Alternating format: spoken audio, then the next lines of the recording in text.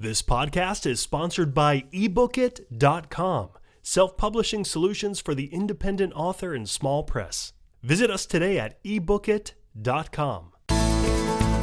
Welcome to the Toastmasters Podcast, the official podcast of Toastmasters International. Hello, everybody. This is Greg Gazin. Dr. Ralph C. Smedley is known as the father of Toastmasters, creating this organization 100 years ago back in 1924. Now, there are many things we know about this incredible man, but I've recently discovered that what's commonly known about him and Toastmasters in the early days, even prior to 1924, is just the tip of the iceberg. So we're fortunate to have with us today a man who is more than a wealth of knowledge, a walking encyclopedia, uncovering incredible mysteries on this incredible topic. In fact, he's been able to identify people in an unannotated, undated photo from 1925 that hung on the wall of Toastmasters International headquarters for almost 100 years. He's also discovered the exact building in Bloomington, Illinois, where Dr. Ralph Smedley started his first club. He's even arranged to have a plaque made and installed on the outside of the building. You could say that this man is on a crusade for all things Smedley and early Toastmasters. He is Bob Palmer, a retired elementary school teacher. He joined Primetime Toastmasters in August of 1973. And he tells us that was at the time that all the world was in Houston, Texas, at the Toastmasters International Convention, where they were in the process of voting on whether or not to allow women into Toastmasters. And we're certainly happy that they did. Bob's passion for historical research began over 3 decades ago, where he's uncovered materials that have been referenced and used for both the Toastmasters 90th, Toastmasters 100th, and of course, numerous articles. He has a blog called Toastmasters at 100.blogspot.com. He has a number of flip books, which he'll tell us more about. He continues to do numerous presentations, including more recently a live and on Zoom presentation for the District 100 Speakers Bureau on some of the untold history of Dr. Smedley. Coming to us today from Riverside, California, the Indiana Jones for all things Smedley, Bob Palmer. Welcome to the Toastmasters Podcast. Thank you, Greg. Bob, after a few conversations and some back and forth emails and some texts, I was debating whether I should call you Sherlock Holmes, Columbo, or Indiana Jones, and thinking that you're on a crusade, I went with the Indiana Jones. So I was just totally blown away with all of the incredible information that you've been able to discover on Dr. Ralph Smedley.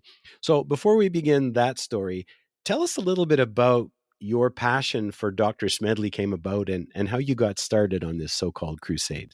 I joined Club 130 in Riverside in 1973, and I was surprised to see that the club at that time, chartered in 1938, had almost no history whatsoever. So I went down to the basement of the Riverside City Library where they had microfilms to go through. And I went through hours and hours of microfilm cassettes on a screen so I could see newspaper articles. I found that a club will be started here soon, 1938. The club is finally off the ground, 1939, and the club received its charter in 1939. All of that was way before digitized newspapers. Wow. Dr. Ralph Smedley in particular, what was it about him that intrigued you? I first got into researching Dr. Ralph Smedley at our 90th anniversary when Dan Rex put out the word that he wanted a history table for the convention in Malaysia in 2014. His exact words were, "Make it happen." Past district governor of District 12, Paul Clark, got a hold of me and asked me if I would help. And I went down to the Santa Ana History Room at the Santa Ana Library, where they had all the old Toastmaster magazines, and I thumbed through so many things. I also got on newspapers.com, a new subscription, and found lot of material that I could hand over to Paul, who actually went to the convention in Malaysia. So a lot of this stuff was basically hidden and nobody knew about it until you uncovered it. Yeah, nobody knew it. That's incredible. I mean, obviously you can't go through everything, but tell us a little bit about some of the treasures that you found. A lot of the treasures that I found about Dr. Ralph Smedley was when I got onto newspapers.com, I searched Ralph Smedley in Bloomington, Illinois, and lo and behold, the Pantagraph newspaper was online. And in 1975, they had a 5-day spread on Ralph Smedley 10 years after he died. And I copied all of the 5 pages and found out the amazing history of Ralph Smedley in his early days prior to when he started Toastmasters. This is a perfect time to share perhaps some of his humble beginnings. The family started with a girl in 1870 named Bertha, but unfortunately she died of diphtheria before Ralph Smedley was ever born. What was left in the family was his older brother Frank, and finally in 1878 Ralph Smedley came along. Ralph Smedley went to Illinois Wesleyan University.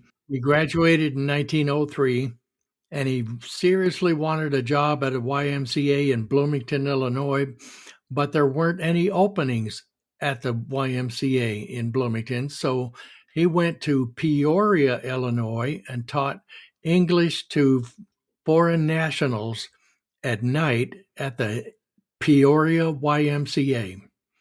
Finally, in 1904, the Bloomington YMCA had an opening, and he came back to Bloomington to become the educational director. Wow. He ran the boys' gospel meeting, which was a Bible study, about 14 or 15, 16 high school age kids. And he was impressed with the fact that they needed training in public speaking. So he took the boys' gospel meeting in 1905 and actually started his very first Toastmaster club.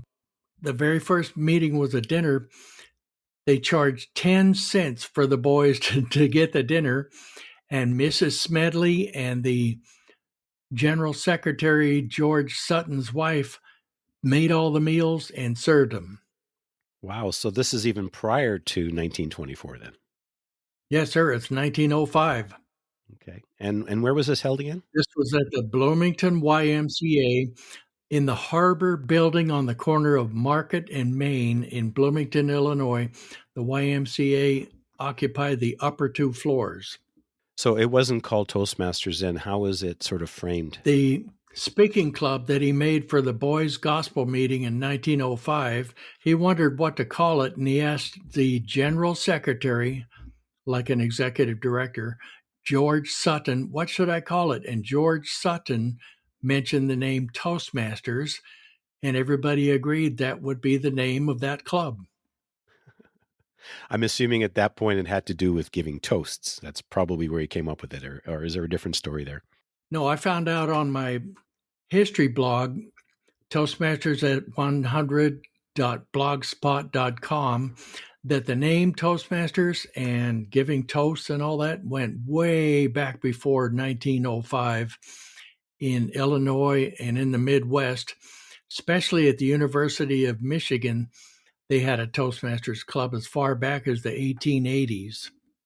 So from Bloomington, he stuck with the name Toastmasters Club, and when he got transferred up to Freeport YMCA, he started a club up there and called it Toastmasters as well.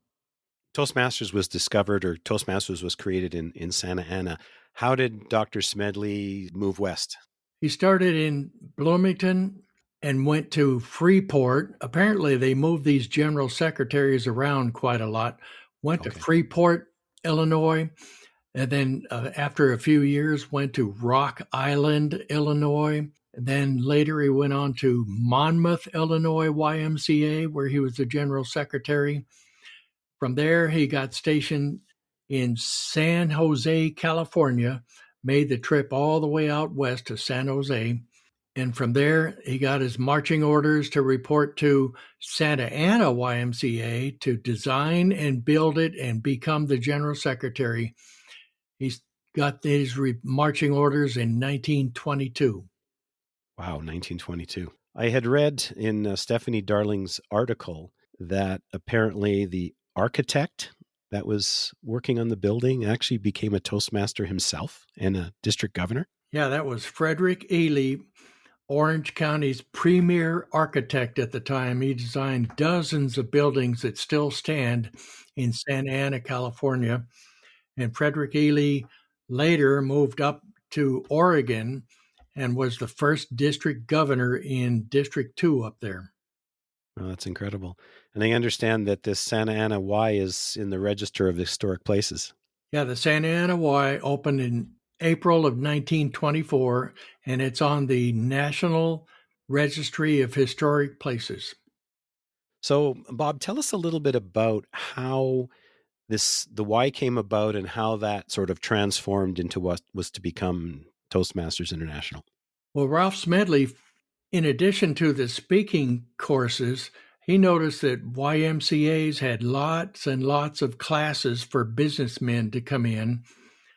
They had thing on show card writing and accounting and public speaking and business development, classes for people right off the street in the local YMCA.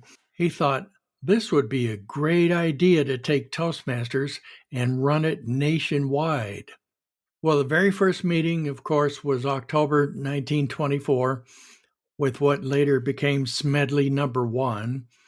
And in 1926, a second club, Anaheim Club number 2, started in 1926, and Ralph Smedley got a hold of the editor of the Association Men, the national magazine for YMCAs, and asked him to write an article about how great YMCAs would be for speaking classes. That article led to dozens and dozens of YMCAs across the United States starting speech classes. And of course, a lot of those became Toastmasters clubs. Yeah, quite a few of them. Yeah. Tell us a little bit about the first club.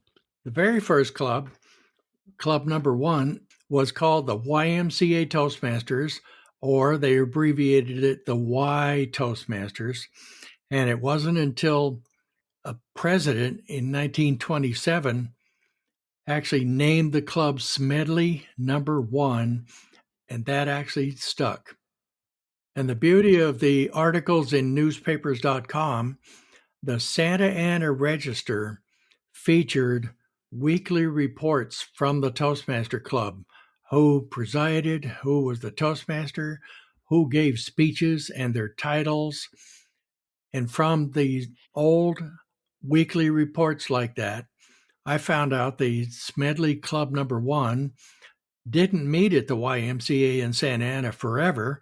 They were only there from 1924 to 1928. And for some reason, they decided to move into some restaurants downtown so that they could have dinner meetings at restaurants. Yeah, I think I'm just reading the article. I think it's, that was at Kettner's Cafe. I thought that would be interesting. Yeah, Kettner's Cafe was one of them. Do you want me to tell you how there almost wasn't a Toastmaster club there? Yeah. Okay. The YMCA opened in April of 1924, and in May of 1924, you'll never guess who came down with typhoid fever, which was an epidemic in Santa Ana. It was Ralph Smedley. He came down with typhoid fever. He was 46 years old. Typhoid fever wasn't necessarily fatal, but he could have died. And if that happened, there never would have been a club number 1 later in October of that year. That's incredible. I've identified in the Santa Ana YMCA where exactly Ralph Smedley's office was on the first floor, and directly below the office down in the basement was the founder's room. It was the YMCA lecture room is what they called it in the newspapers, the YMCA lecture room. And that's where the very first club met on Wednesday nights in 1924.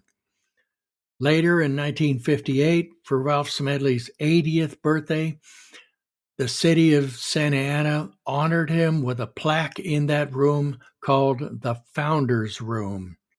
Wow. So is that building, is that room, is it still being used? The building still stands. It's been boarded up since May of 1991. And about a month ago, I got permission to go into the building, and I saw the actual location where the Founders Room was in the southeast corner of the building. All the walls have been torn down because back in the 70s and 80s, the YMCA underwent some major renovations. For instance, the basement where the Toastmaster Club first met, they turned that into a fitness center, knocked out walls and put in all sorts of things. That's incredible. I'm hoping you took some pictures while you were there. No, it was too dark. Oh, that's yeah, But I it's did find the actual room where Toastmasters started in 1924. wow.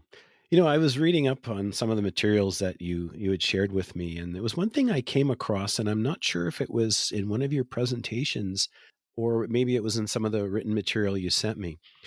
But when Toastmasters started, Dr. Smedley wasn't actually its first president, and I'm just wondering why was that?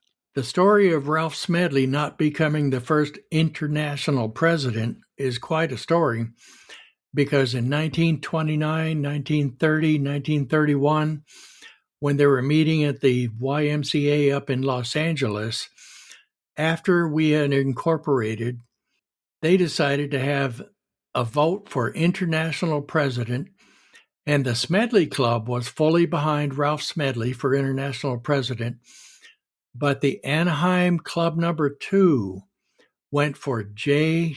Clark Chamberlain, and J. Clark Chamberlain was also hooked up with Santa Ana, San Diego Toastmasters, which became Club number 7, and he had a lot more support. I researched it and found out that every club only had one vote, and that was it. J. Clark Chamberlain beat out Ralph Smedley as the first international president, but at that election in the YMCA in Los Angeles, Ralph Smedley was the Toastmaster running the election. Wow, that's incredible. What was Dr. Smedley like as a speaker? The best examples are already online, old video recordings, movie recordings, and there's a few audio recordings. He was an average speaker, eloquent, good diction, good enunciation, getting to the point, not straying from the subject. He was an accomplished speaker. And of course, his goal was to always ensure that people, no matter what their speaking level, work towards becoming better speakers, of course, and of course, better leaders. I was looking through some of the old material as well, and I understand that the meetings are fairly similar to what we have today, obviously, save for perhaps the technology. But back then, some of the roles were a little bit different. Tell us a little bit about that. Sure. Table topics actually started with club number 1, impromptu topics thrown around, and they called it table chatter back then. The evaluations, they were called critics. The evaluators were called critics, and the general evaluator, as we know it today, was the chief critic. Smedley Club number 1, I believe, had the very first club newsletter. It was featured in the Gavel newsletter that Toastmasters put out quarterly. It was called Tattles on Toastmasters. Tattles, and what was in it? I've never found an actual copy of the newsletter, but I sure would like to. I guess that must be next on your list, right? Yes. In the opening, we talked about this unannotated and undated photo. Tell us about that story. I find that fascinating. In 2014, at World Headquarters in Rancho Santa Margarita, I went into the history room just off the lobby, and I saw this framed picture of 15 men sitting around in the founder's room at the YMCA. On the far right of that picture was Ralph Smedley. You knew that was him. But who were the rest of the gentlemen in that picture? I got a hold of Suzanne Fry, the editor of the Toastmaster magazine at the time. She met me out in the lobby. We both went into the history room and pulled that picture off the wall. It had been there for something like 90 years. And on the back, lo and behold, there was no annotation. Who were the gentlemen from left to right? The only one we knew was Ralph Smedley sitting on the far right of that picture.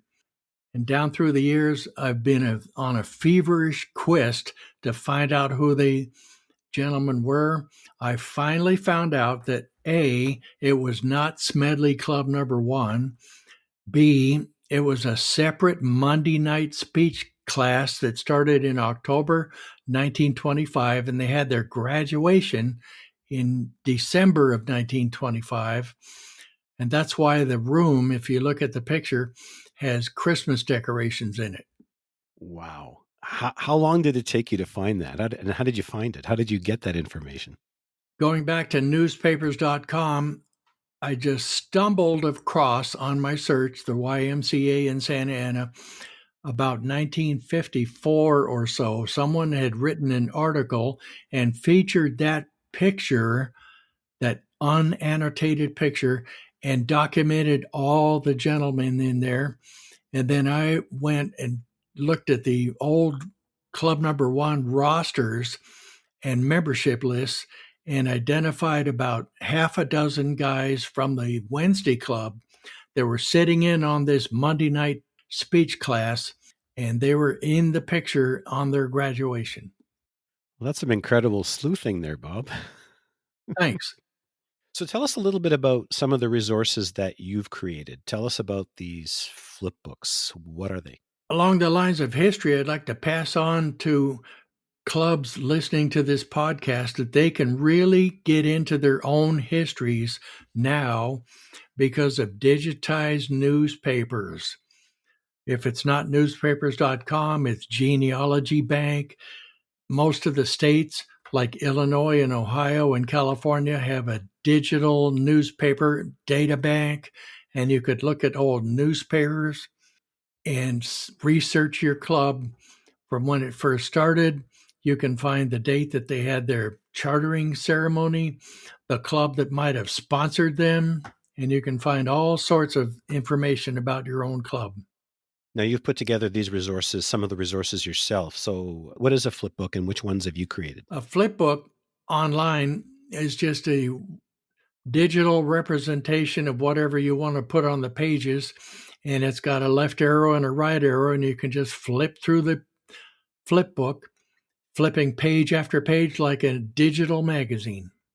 I've created flip books just in the last year of my own Club 130.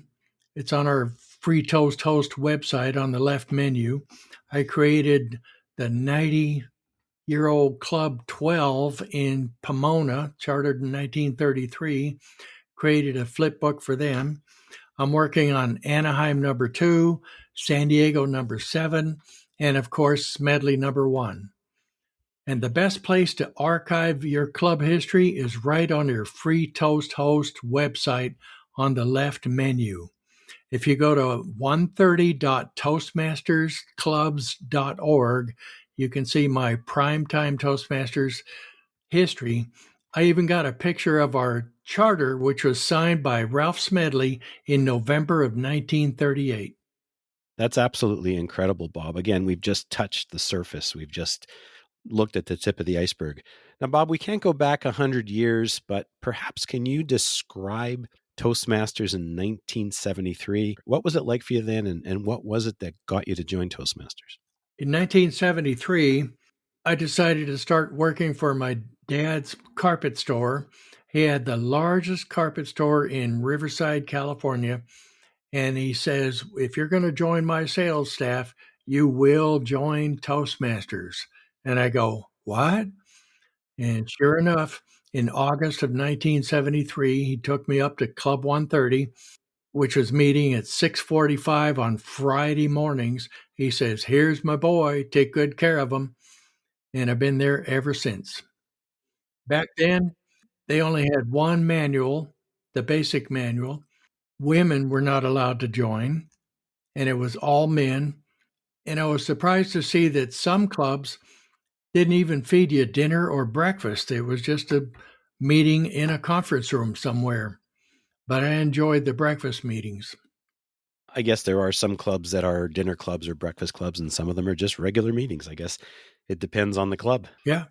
And I really appreciate ever since COVID, when we went on Zoom in March of 2020, that was the first time I had ever been able to make a PowerPoint or a slideshow or a presentation using the new technology of Zoom and the share. Back in the old days, if we wanted to do a audio-visual presentation, there was no such thing. You had to make a poster and tape it to the wall in your meeting room and just point to it with a stick. You can certainly see the evolution. So we've made a dramatic paradigm shift. Yeah. Well, Bob, this has been absolutely delightful. And folks, if you've enjoyed this episode and you want to learn more about Dr. Ralph Smedley, I also encourage you to share this episode with your friends and fellow Toastmasters and your family. You can find the Toastmasters podcast at toastmasterspodcast.com, toastmasters.org, Apple, Spotify, and anywhere you get your podcasts. Now, Bob, before we wrap up, perhaps if people would like to reach out to you or they want to find some of these incredible resources that you've shared, what's the best way for them to do that? They can check out the 2014 blog that I started, Toastmasters at 100, the word at, Toastmasters at 100.blogspot.com. I'm adding to it month after month as I find new materials. And then they can also get a hold of me on Facebook. That's great. And we'll certainly put a link to all those resources in the show notes. And folks, you can also check out the Toastmasters 100 articles in the October 2024 issue of the Toastmaster magazine. There is also a print-only version, an extended version that's 56 pages. In addition, you can also check out Confident Voices, the story of Toastmasters. It's the new, beautifully crafted 454-page book on all things Toastmasters, and also the 45-minute documentary on YouTube, also called 100 Years of Confident Voices. And again, we will put links to all these resources in the show notes. And also in our 2 previous episodes, we talked all things Toastmasters 100 with Toastmasters Chief Executive Officer Daniel Rex. Bob Palmer, the Indiana Jones of all things Smedley from Riverside, California, thank you so much for taking the time to speak with me today. Thanks, Greg.